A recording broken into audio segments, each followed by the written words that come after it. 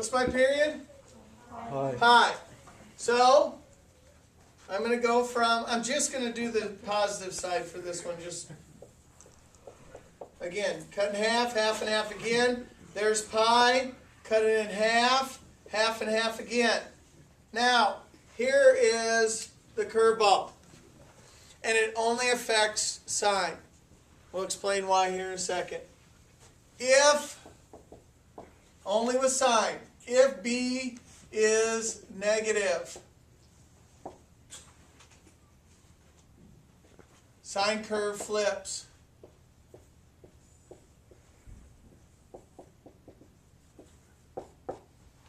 Cosine curve does not.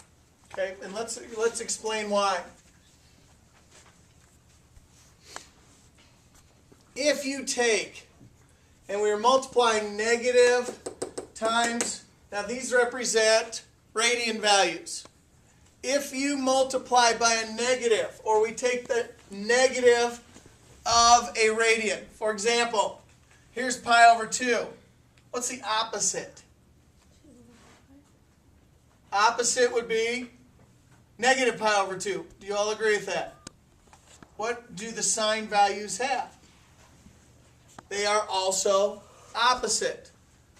So if we have a negative b value, what we're saying is the radian becomes its opposite. And opposite values in sine curve, are opposites. What about cosine curves? Opposite values are the same. So that's why the negative b value does not affect cosine. It does affect sine. And that's your huge curveball. Huge. So if I'm doing this one, I'm going from 0 to pi. I'm going to start at 0, but I'm going to go which way direction first? Down 1. Every other one is? So it would look something like that. And then continue on.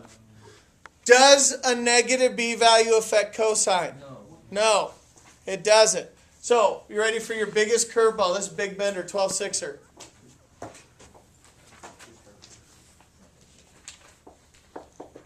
Does this flip, yes or no? Yes, it flips, doesn't it? It would go down first.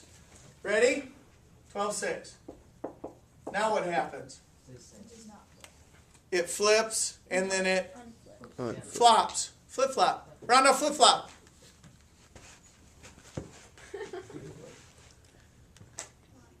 Right back to what you said, Harding. Your way is fine for you. Okay. Does nothing. Isn't that what you said? Yeah. Exactly. So it flips and flips again. So you're right back to where you started. Jose, does that make sense? Good. All right. So that will get us through 25. But do you still have to find the period for that one? Yep, period still